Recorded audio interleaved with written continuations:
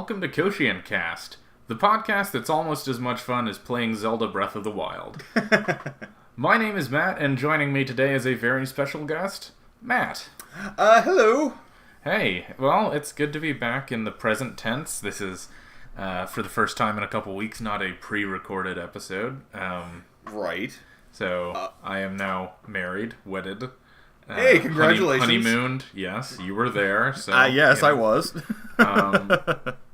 Anyway, so that's fun, but I am looking forward to getting back into the routine here on week 5 of the spring anime season, where we'll be covering every sports anime that aired between April 30th and May 6th.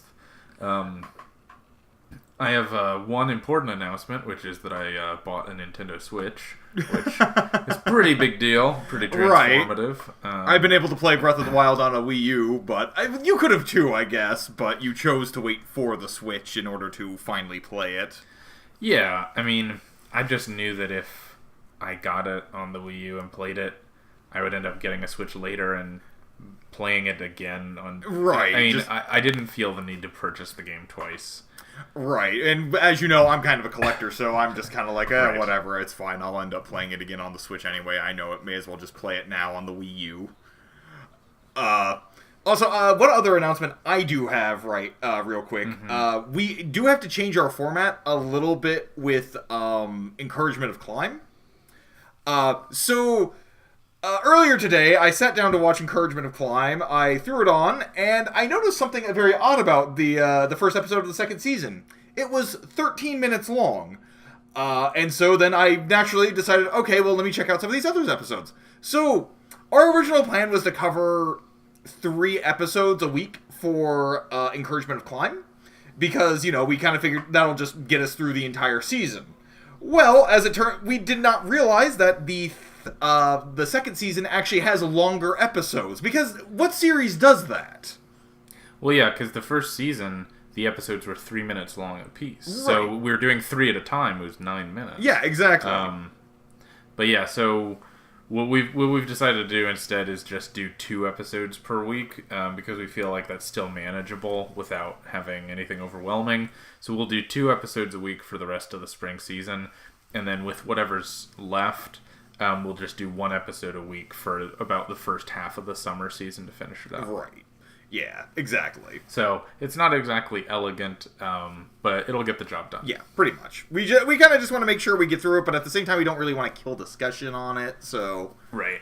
Yeah, so, I mean, a lot of this kind of hinges on the alleged announcement that's supposed to come in July.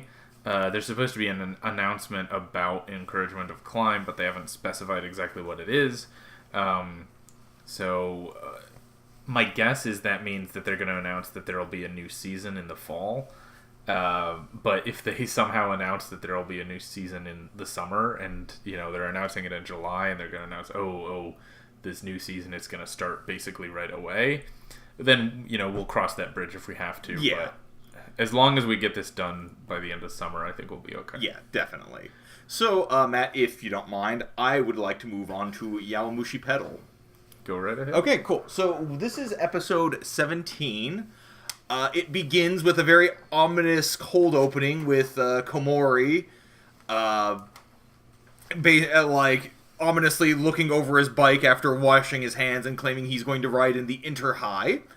All that setup is for a ride where Imaizumi and Sugimoto are just sort of briskly riding along. We have to have some film material talking about how much it means to Sugimoto that he seems to be helping out Imaizumi and Onoda. Imaizumi agrees, and then all of a sudden he gets felt up by Komori. And Komori is very excited and terrified by his immense musculature.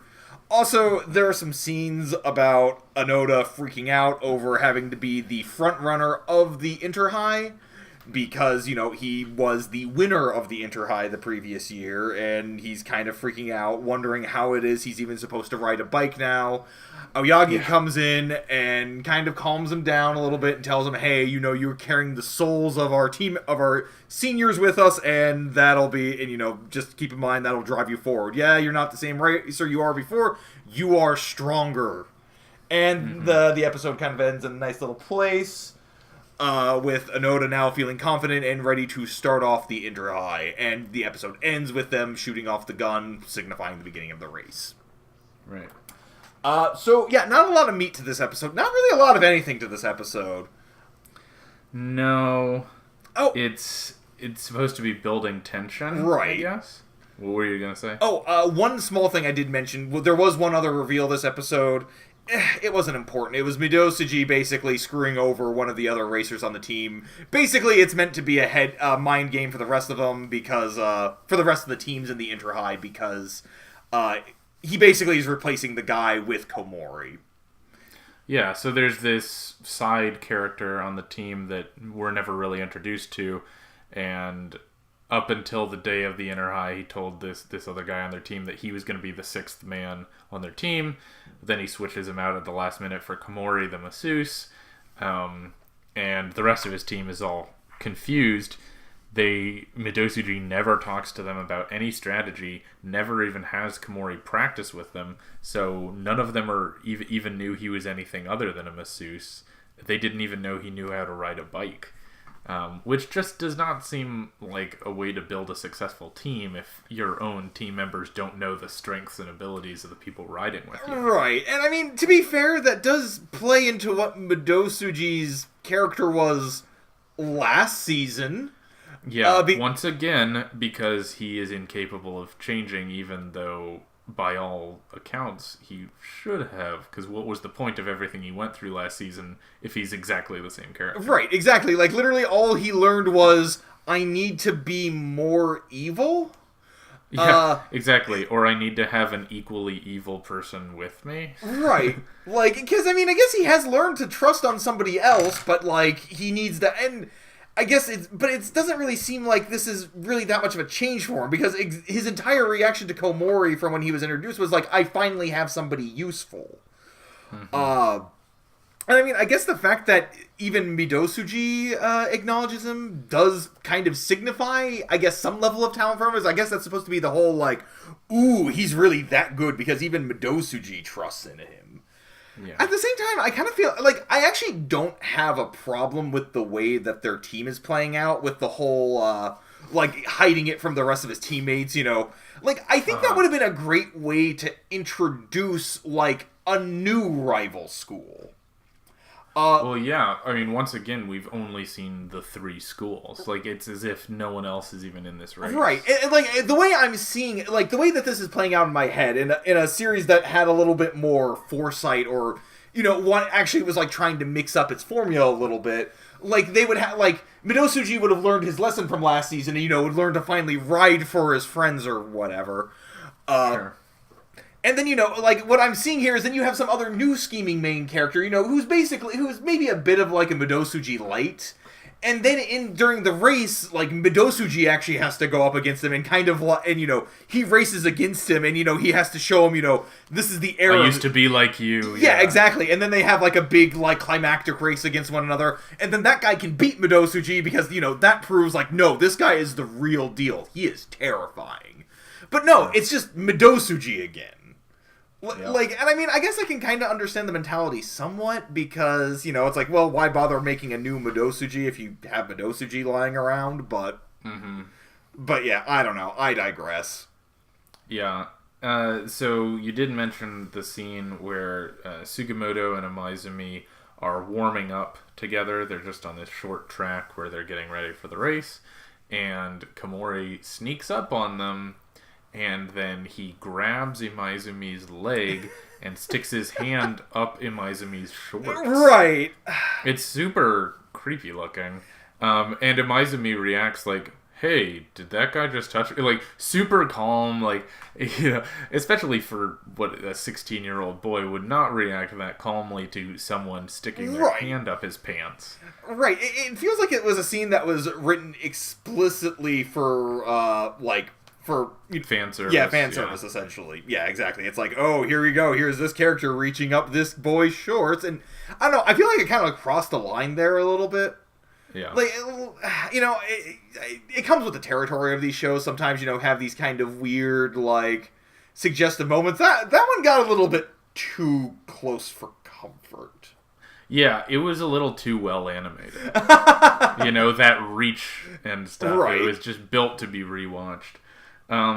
So the one thing that's a little bit interesting from that was he said, "Oh, are you feeling sick? You don't seem to be at your full strength." And of course, Sugimoto is like, "What are you talking about? Imaizumi always rides his hardest." But Imaizumi's super serious, so clearly, and because what we've established is that Komori's touch is infallible, right? And that everything he intuits is correct. Well, and that's basically true of everyone in this show. If they ever confidently assert something, it's true, right? So Komori can sense that Imaizumi is not at his full strength, whatever that means.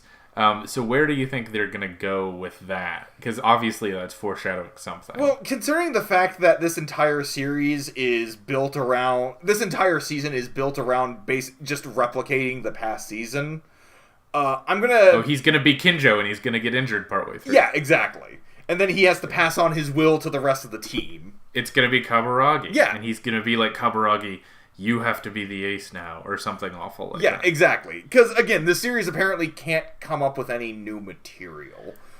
Here was my hope. Okay. And I don't think it'll happen. And because it's not going to come up again until like 2 years from now when the next season comes out, my hope is that this mirrors something from...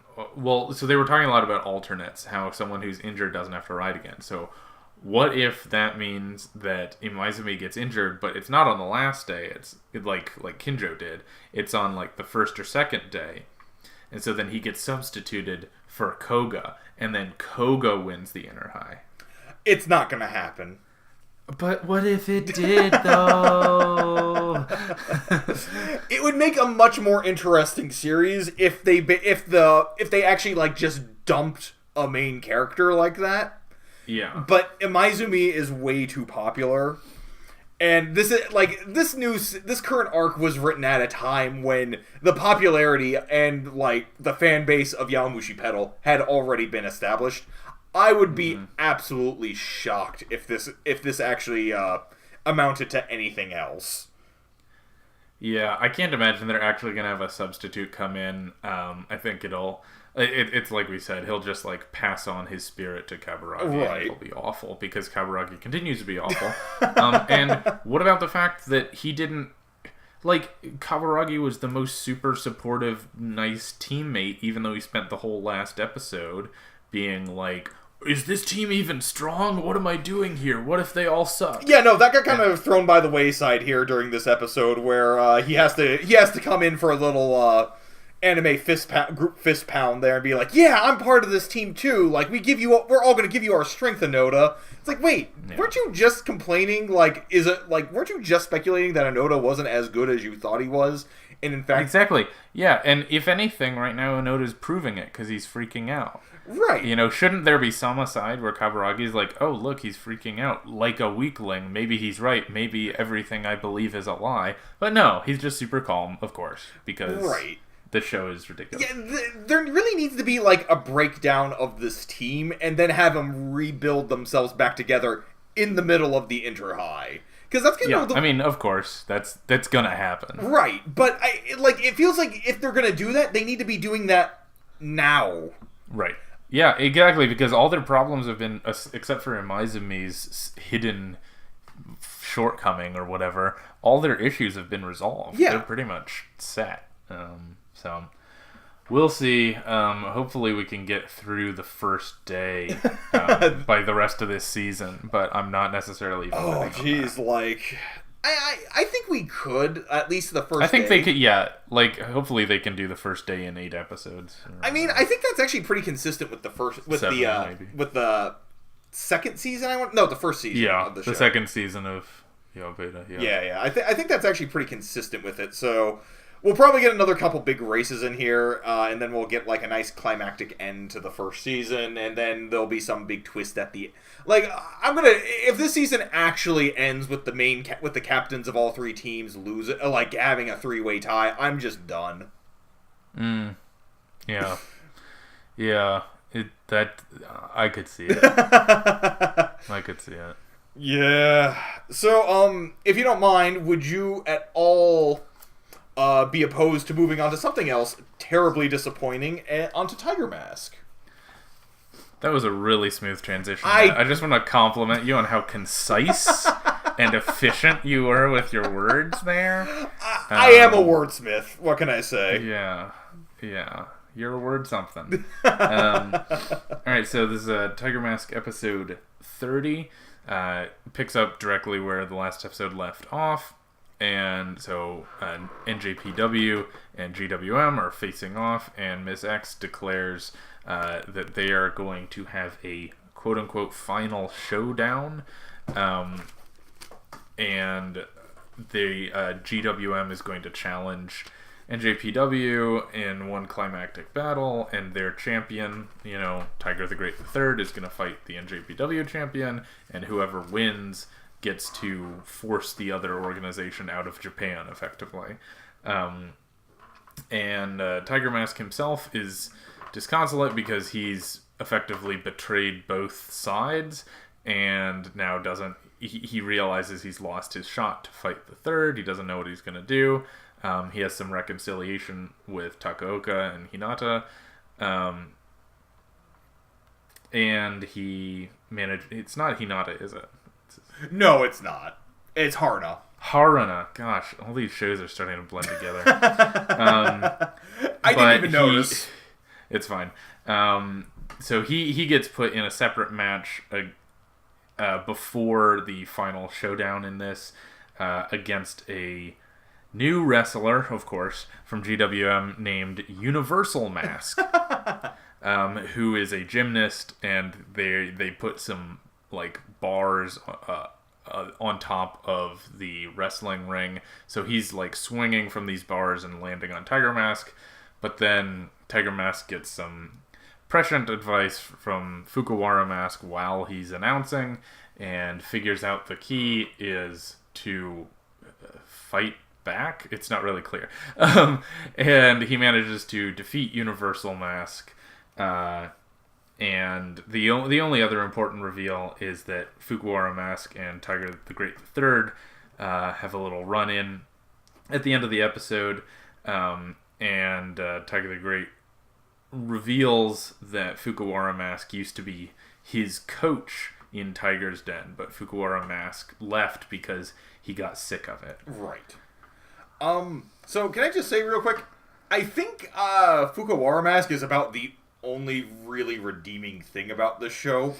Yep. He is consistently the only character with anything interesting going on with his... Yeah, any motivation? Yeah, with any motivation, with any... Well, hey, Tiger Mask has a great motivation. He just wants to fight Tiger the Great III. Yeah, he wants revenge like a great hero would. Yeah, exactly. Yeah, blind, unethical revenge. Yeah, exactly. Like any superhero would have. Yeah. And I know that there are more in-depth superheroes than that, but I don't know. I've harped on this on my own for the past couple weeks while you weren't here, and I know you've already heard my arguments. But yeah, it's just this show has no idea what it wants to do. It doesn't know if it wants to be like the original, if it wants to be like an homage to the original Tiger Mask, but building off of it. It doesn't know if it wants to be just a dumb Saturday morning cartoon. It doesn't know if it wants to be like a serious wrestling drama. And again, the only thing that's really ever been interesting about this is Fukuwara Mask. Mm-hmm. Yeah, in terms of themes, I thought the fight though with Universal Mask was actually decent. Yeah, as far as things go. Yeah, I mean, all things considered, I mean, you got some pretty decent choreography there. You get some kind of fun, acrobatic moves from Universal Man. You get to watch Tiger Mask try and do his own. Universal Mask. What did I say? Man. Oh, whatever. It doesn't matter. Universal Man. Yeah, I liked... Well, what kind of made me laugh was... So these bars that are hanging above the ring are pretty high up. Right. So I'm setting aside the fact that no one can physically jump that high, which they do repeatedly immediately after being injured multiple times. So setting that aside... it is kind of funny that Universal Mask, his specialty moves is like hanging from the bars and then falling on Tiger Mask. And like Tiger Mask never sees it coming. It takes Fukuhara Mask to point out, it's like, hey, don't just watch him, like, look at what he's doing. He's like, oh, exactly. Okay, sure. Yeah, of course, his actual advice was, the deer hunter doesn't see the mountain. Yeah, I don't quite understand what the point of that was. And he yells this while Tiger Mask is being hung by the neck between Universal Mask's legs. And then somehow Tiger Mask is able to listen, discern the metaphor, and then break out of the stranglehold.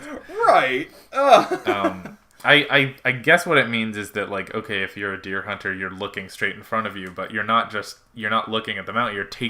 You're taking in everything in your field of vision so that you can see when the deer appears. Right. I guess. Right, but I mean, it's like, why even say it in a metaphor like that or a parable like that in the first place? Like, well, I think it was because of what was brought up later. So Miss X says, like, how could you give direct advice to a wrestler when you're commentating? And he's like, I'm just talking about deer. I guess it gave him like a little out, like, you can't prove I did anything, so. Yeah, except before that, the other commentator asked him, why did you say that about deer? And he said, well, I said it as a metaphor so that he'd know he shouldn't, like, have too narrow a field of vision. And Miss X was sitting right next to him.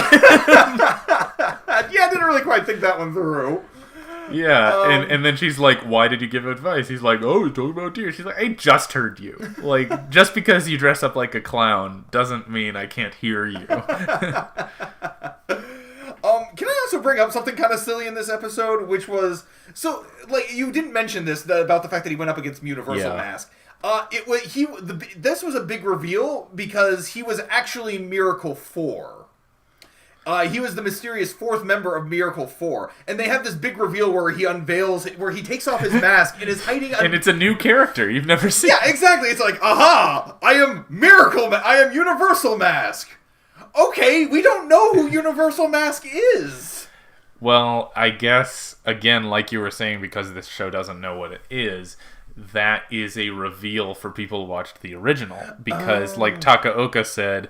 Oh yeah, there was a Universal Mask back when I was fighting, and he was an aerial fighter. Right. And so I think that's why it was a reveal. Right, but I mean, if you haven't seen that, then you wouldn't know why that's... Right, and I just wonder, like, how many people watching this week to week in Japan have seen the original? Right, like, there can't be, like, that many nostalgia-addled adults who are going through, it's like, yeah, I remember watching Tiger Mask when I was a kid. Oh man, it's Universal Mask. Like this. Well, right, and that many people who watched Tiger Mask as a kid and then watched 30 episodes to see this reveal. Like, I mean, I feel like most of them would be like, oh, okay, well, I'm an adult, so I don't have to watch this. They probably would have watched one or two and been like, oh, this is a terrible show. Yeah, probably. Like, I don't really feel like that there was that much, like, die-hard Tiger Mask fandom from back then, you know? It's not one of those series that seems like it was kind of one of those shows that people... Well, I don't know. I mean, the character has endured in, the Japanese pro wrestling still. Right. So obviously there's something there. But again, we're commenting completely out of ignorance. So, right, exactly. The one other point, I didn't bring it up in the summary because I don't really know how to address it, but there was a scene with Takuma. Yep, I was actually going to bring that up too, but you go ahead. So it showed Kevin visiting Takuma at his rehab appointment or whatever, and so Takuma's sitting there and he's, learning how to walk again in the pool. I didn't realize he got injured that poor. But anyway, so he's learning how to walk again in the pool, and of course his personal trainer is Ruri, the only nurse in Japan. Apparently. And so Kevin comes in and he brings the green tea pudding that Takuma likes and a giant bouquet of flowers. Like normal bros do. Anyway, and again, not that there's anything wrong with that, but it seemed like he was super excited to see him, and then Rory walks in for his appointment, and suddenly Kevin gets really jealous or angry or frustrated, and so while Takuma is doing his appointment, Takuma literally tells him, he's like, hey, you can just wait right there while I go through this appointment, and then we'll hang out after I'm done. Is that okay? And Kevin says yes. But then he sees Takuma out there spending time with his physical therapist. And he leaves in a huff. So here's the question. Are they trying to set up a pairing? Like, is this supposed to be like Kevin has a crush on Takuma? You know, it's funny too because I totally saw, as soon as Takuma and Rory were going to start interacting, I kind of guessed that there was going to be a bit of a love triangle there. Yeah. But I thought it was going to be with Tiger Mask and Takuma. I didn't think it was going to be Takuma at the center of it and then Kevin and Rory. Right. And even though it's like I thought that was going to be, thought that was going to be the romantic misunderstanding was going to be Tiger Mask getting jealous of Takuma being like rehabilitating by Rory and being like, oh, he gets to spend all this time with her now. Well, it's possible that it could be a love rectangle. Yeah, I mean that's still on the table, but it seems like the direction that they're actually going in is Kevin's apparently jealous of Takuma. Or jealous of Rory. Yeah, jealous of Rory getting to spend time with Takuma. And again, that's fine, but like it was never established. Right. I mean, before. He is like immensely overprotective and invested in this situation with Takuma getting injured. Yeah, so much that he wants to kill Tiger Mask. Yeah.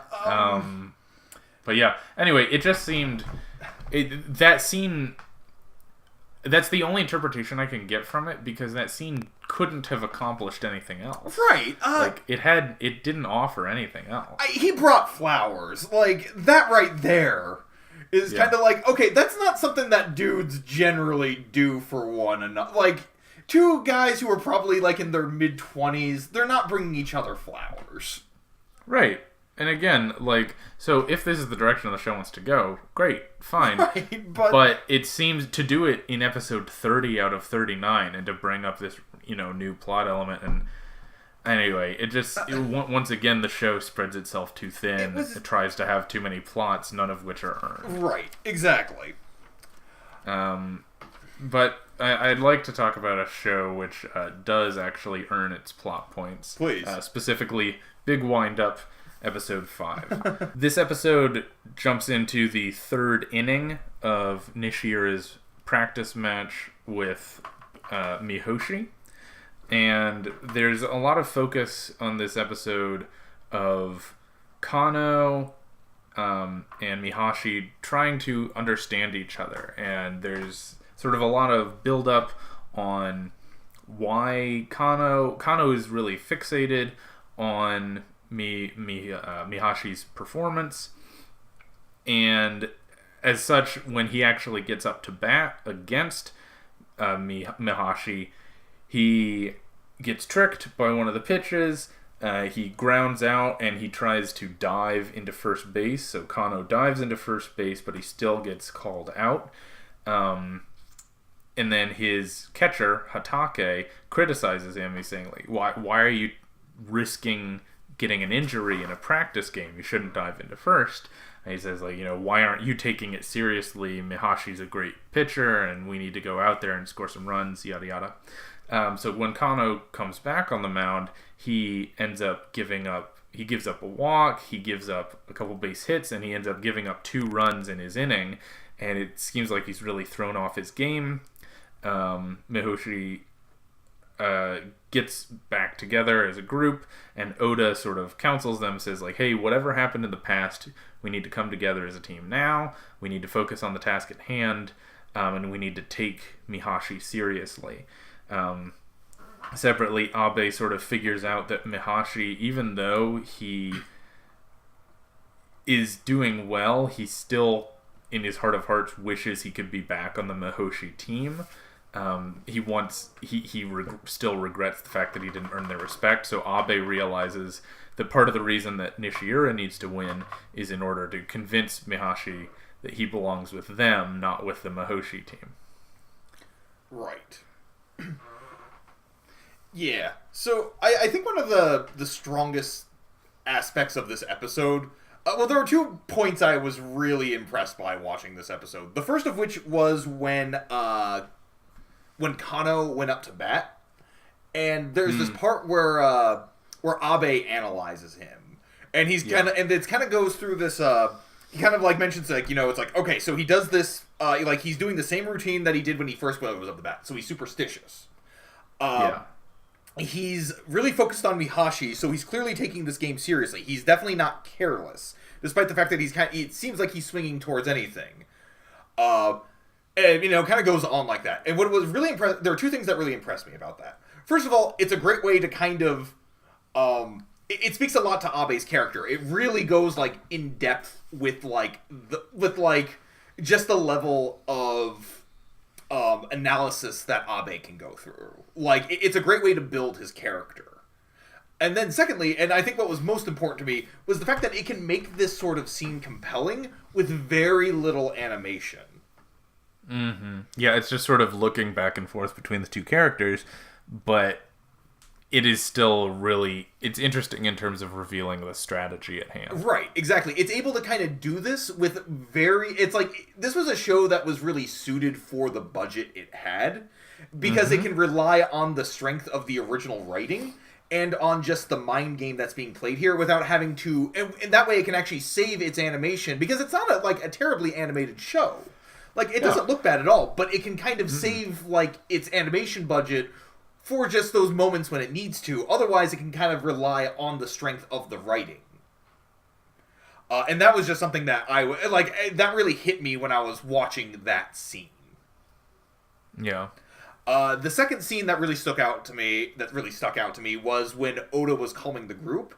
Largely, like, when he was calming his own team. Largely because, I think a lot of other shows would make it really easy to say, like, no, the original coach was like, Kano's the one who's entirely in the right here. They're not taking it seriously enough. But it's like, no, the original coach had this vision for Mihashi that just the rest of the team couldn't figure out. Mm-hmm. What I really liked about that, though, was Oda came in and is like, look here, man. The team was still failing before, and he was still insisting on putting Mihashi on. There was clearly some nepotism going on here, okay? Like, let's not pretend that this wasn't something it wasn't. That being said, he is clearly playing a very strong game right now, so we still need to consider that, guys. Exactly. He's sort of like, hey, I wasn't here when this happened, and I don't really care. Like, what does it matter whether he used to be good or not? Like, let's take him seriously because he's doing well today. Right. And I think what I liked about that was that the series had the sense to, like, this isn't like a shonen world. Even though it has a very sports shonen setup, this isn't the type of world that it's in where, like, everybody, like, where the coach has this sort of infallible vision. The players are, like, basically they have to be the ones who recognize, like, the plan that was on hand, that was, like, that was going through his head. No. Yeah. No, this is this is the real world. This is a world where people, like, a player like Mihashi can kind of get by based on the fact that they have family in higher places, okay? Like, let's not pretend that wasn't the case. And I think what that really did for me, it kind of helps sell the world to me. And not only that, it kind of helps out build up Oda's character. It kind of makes him a lot more of it makes him a more likable character than what they were kind of hinting at for him before.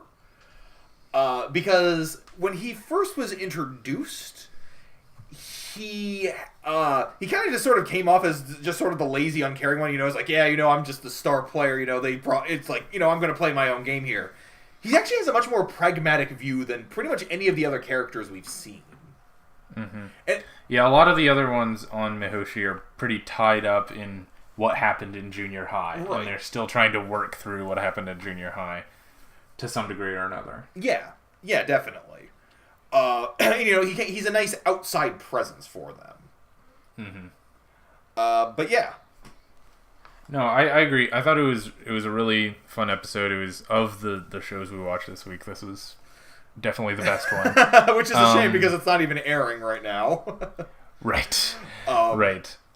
I like the continued use of Tajima being awesome. Right. One thing I wanted to comment on, so in that inning where Kano got roughed up, So he started off the inning with a 4-pitch walk, meaning he threw 4 straight balls. He wasn't able to get any strikes. Right. And then the coach, Momoe, she immediately asks Abe to do a sacrifice bunt, meaning, he just levels his bat in front of the plate and he drops the ball right in front of home plate so that the runner can get to second base. The one thing I wanted to say about that, so there was, no outs, one person on, and that's almost a stereotype of how Japanese baseball is played. Interesting. Because in the United States, that was the way it was played a long time ago. But there's a lot less reliance on sacrifice bunting now than there used to be. But in Japan, they play, what we would call small ball, where they focus on doing really precise plays to advance runners forward and giving up outs in the process. So it was just interesting to see that it was obvious that you have to do a bunt here. There was no question. But if this was an American show, it wouldn't necessarily be a given because the American style of baseball has sort of gone away from the sacrifice bunt being used in that situation so much. It's interesting too that you bring it up like that because there's a lot more there's less individuality portrayed in a lot of Japanese shows. And it's interesting that that's the way that Japanese baseball has evolved because, the sacrificial bunt, you're kind of sacrificing your own glory for the sake of the team. Whereas in the U.S., we kind of have this whole, everyone's a star mentality. Everybody needs... Well, yeah, everyone should at least have the opportunity to be a star, Right, exactly. So you don't tell... And again, of course, in American baseball, plenty of times people are asked to bunt. Of course it happens, but the rate at which it happens in Japan is considerably higher. Right, exactly. So it's interesting that you bring that up because it's kind of an interesting, it's an interesting way to look at baseball as a sort of metaphor for how the country has evolved, in a way. Sure. I don't know if that's necessarily what they were going for, but...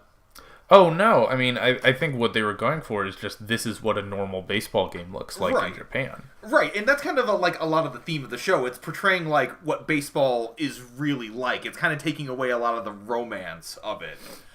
Well, yeah, I mean, I wouldn't say... I think it's still somewhat romantic, but I think it's... Yeah, it's not hyperbolized. Right, exactly. But it's kind of like... It's kind of like a more of a pastoral... just in that it's a perfectly nice day for a baseball game. Yes, they're real high school students. Yes, they're going through this real thing. But one thing that I've been thinking about the last few weeks with this is the music. It's really interesting if you focus on the music that they use in this show because they have almost no hype-up tracks. Right. A lot of times with these sports series, anytime there's a conflict or a confrontation, they'll have these intense hype-up tracks for people to get, powered up and go up to 11 and whatever. That's really not a factor here. It's pretty quiet throughout. And it sort of emphasizes the fact that these are two teams of 15 and 16-year-olds playing in an empty lot and nobody's watching. Right. By themselves just on a nice summer day. And so what I like about that is that it keeps it doesn't try to make it into this more sort of universe-shaking confrontation than it is. Even if it is intense or interesting or strategic, you're still aware throughout the whole thing that, these are a couple of kids playing in a park on a Saturday afternoon. Right. Yeah, and it's interesting you bring that up because it's you brought up the music, and literally my first thought was, is there music in this series? Barely. Yeah. Basically, it's just there's the opening theme, which really stands out, but beyond that, there's not really any music that plays throughout, and so it's it's kind of there. It's kind of there to sort of set a little bit of tone, but really it sort of relies on the situation at hand. It's kind of there to sort of help set the tone, but it's not really there to make the tone as it would in something say, I don't mean to trash on the series, but Yowamushi Pedal. Sure. Where a lot of the hype. Oh, you don't mean to trash Yowamushi Pedal, sure. But yeah, But that's a show where like a lot of its big moments are kind of made by the soundtrack, and that's not a bad way to do it. But in Big Wind-Up, it's sort of actively resisting that. Yeah, it's what I like about it is because there's a comment early in the episode where Hatake criticizes Kano and says, like, you know, why are you diving into first base? You could have hurt your finger or whatever. You know, this is a practice game. Why are you taking it so seriously? And you realize throughout this episode especially, the reason why they need to take it seriously is that because Kano is taking it seriously. There's something inside Kano where he needs to prove himself. He has, you know, some fixation with Mahashi that he needs to get over. Right. And this is the only way he's going to get over. And it's the same way with Mahashi. Abe realizes in this episode, like, oh, the reason we need to win is because Mahashi will not be... He needs to move on. This is the only way anyone's going to move on. Right. So I like it because the reason that, you know, everything is so quiet is because there's no external excitement. Like, a lot of the times when we see these shows where there's, like, the intense battle music, it's because they're surrounded by a crowd and they're all going crazy for these high school athletes. But in this show, no one's going crazy, and all the intensity is internal to Mahashi and Kano. So it fits, you know, it all fits. Yeah, definitely. It's a bit more naturalistic. Yeah. Speaking of nature, do you want to discuss Encouragement of Climb? Sure thing.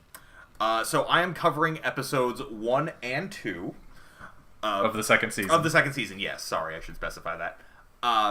So the first episode is about a camping trip, quote unquote, that Aoi and Hinata have planned out.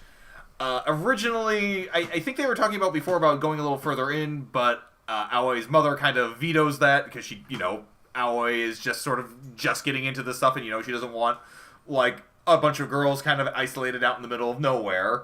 So they instead decide to camp out in Hinata's yard.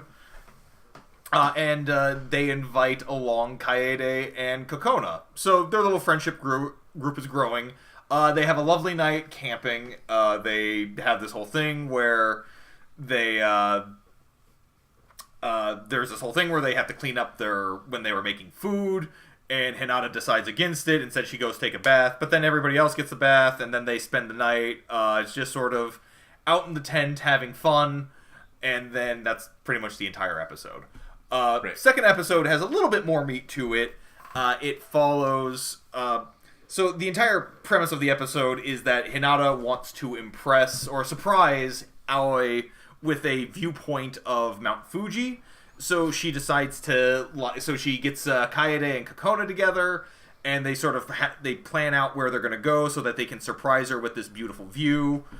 I decided on going to Mount... Sorry, I know we vowed never to use our notes, but I do need to look at this. Mount Mitsutoge, because it's got a very nice... You can kind of, like, walk up and see the view. Also, they sort of decided it at random. And they start along the path. Aoi is excited to see this. She's a little nervous, but she decides that Hinata really wanted to do this, so she's going to try and give it her all. That's kind of where the episode ends. Right. So, thoughts, Matt? Thoughts? I mean, one thing that stuck out to me, I guess for these, since we're doing, we'll just sort of jump back and forth between the two episodes. Yeah, that's fine. One thing that stuck out to me, especially with the second episode, is it felt like there was a real emphasis on the artistic design of the world. Right. And these characters happened to be walking in it. You know, so it was the focus here was on creating these beautiful scenes for them to sort of pass through. So the plot wasn't so much a plot, it was as much as evidencing, like, here's what it can look like when you go on these kind of trips. Right. And it's the same thing with the first episode. It was saying, hey, here's how easy it is to set up a tent. And, they're not wrong. It's not that hard Yeah, to exactly. set up a modern I was tent. actually going to comment on that myself about this whole, like, yeah, all you have to do is just kind of pass the guidelines through the proper holes. Like, it's kind of a stereotype in a lot of, not just Japanese shows, but especially in American shows, like the whole, like, frustrating setting up the tent experience. And it's like, it's not actually that difficult. Like, you don't have to be intimidated by it. Yeah. So, again, it's showing how accessible hiking or mountain climbing or whatever they want to call it in that episode can be. And it continues to do that effectively. I think, the design, they're right where they need to be on their budget in that there's not too many big scenes, but the ones they do have, they design really well, so you get to sort of live in them for a little bit. To be honest, I don't know if the amount of chemistry with Kaede and Kokona is earned. No, it's not. Because they were kind of thrown in as a foursome in the last episode of season 1, and now they're very, they're main characters now, basically. I get it, yeah. I mean, and at this point, because they're all in the opening, they all have to be equal levels of friends, more or less. Right. They did need to have an episode where Hinata had a bit more of a bonding experience with the two of them. Because I can kind of buy it for Kokona. Just because, at the very least, she did have that sleepover episode with Aoi. Right. And it's like, you got to see them clearly bond. They got to know each other and they had a great time. Like, and I do kind of buy the idea that Hinata is just, like, they're sort of part of the same friend group, but not necessarily that close. I think the big problem I have there is Kaede, who really hasn't done a whole lot. Yeah, what's she doing there? Yeah, like, she was some random girl that Aoi met in the hiking shop, and, like, they exchanged phone numbers. Like, and, it's nice that Aoi called her. I can see them at least getting closer, but it seems a little... I don't mind the fact that she's part of the group. It is a little soon.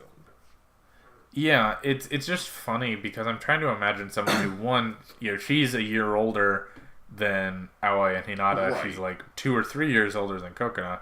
And they met up at a hiking store once, and then they like had a phone call, and then they hung out one time, and then Aoi calls and says like, "Hey, you want to camp out in Hinata's backyard?" And she's like, "Yup, super down." Yeah, super down with that. I feel like most people would be like, I mean, I go mountain climbing a lot. That doesn't sound that... Like, there's... For her characters, there's some novelty to spending the night in a tent in a backyard. For Kaede, there is no novelty. She does that all the time. I don't really understand what the motivation is. Yeah, no, I think that's fair. And it's even weirder, too, because she also doesn't really do much in that episode either. Yeah.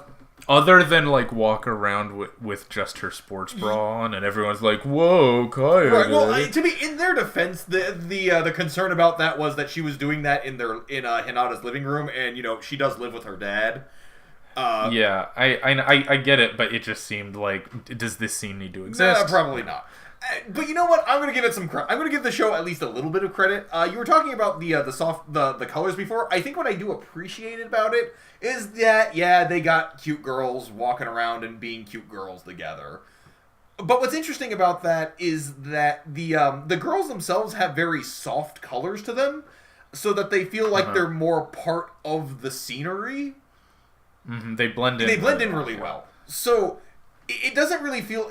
It kind of takes a little bit of that, like, kind of creepy edge that a lot of the other shows we've watched have had, where they have, like, where the colors just sort of pop out at you, and it's like... Yeah, they're super shiny. Yeah, and they're trying to clearly draw attention to the girls. Here it's just like, hey, you know what? We got some beautiful scenery. Yeah, you want to look at some cute girls? Yeah, we got them here, too.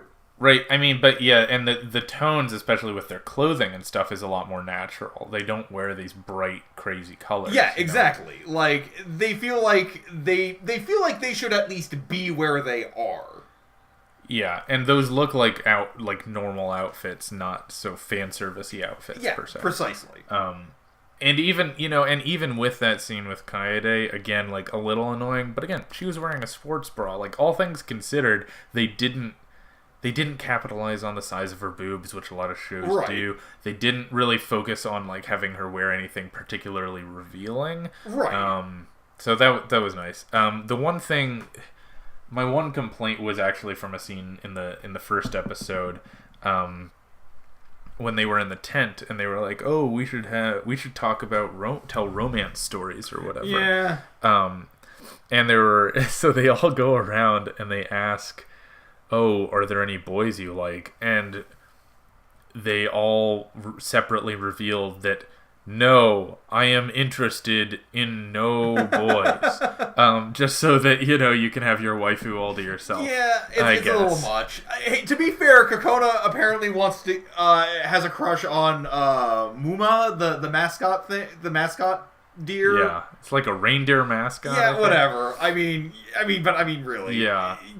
And of course, Kaede like, "Oh, are there any boys you like?" And Kaede's like, "Well, maybe mountains." It's like, okay, I'm actually little on the nose. So here's the thing, because that is a joke that actually does work in Japanese, to an extent. Because in Japanese, you actually do refer to mountains as they were people. That makes that other joke make more sense, where they kept referring to like Fuji-san. Yeah, exactly. Because I think the other mountains you refer to as Kun, but because Mount Fuji is so popular, you refer to him as San. And so big. Yeah, he's so beloved that he's just like another member of the family. So you refer to him as San. So that actually, so you're not wrong. It's a little cheesy, but that in Japanese, I think that joke does make more sense. Okay. Yeah. All right. Oh, I'm glad you told me that. Yeah. Anytime. But. But yeah, so we got left off on a real cliffhanger on episode 2 where they're, starting their ascent. But what will happen next? Oh boy. It could be really dangerous up there. They could see deer. Yeah. Maybe squirrels. Oh, it's just terrifying. I don't know. Well, I await it with bated breath. But Matt, I appreciate your time as always. It's good to be back. Super glad to have you back, man. All right. Well, thank everyone for listening. We'll see you next week. And until then, Matt, could you do me a favor and hit the credits? I would be glad to. Our logo design is by James Ratcliffe. The theme music is Fly High by Burnout Syndromes, covered and performed by Luke Bartka. You can follow KoshienCast on Facebook, YouTube, and Twitter, and our email is koshienCast@gmail.com. Make sure to subscribe, rate, and review. We'll be back next week with the best and worst from the world of sports anime, and until then, keep training.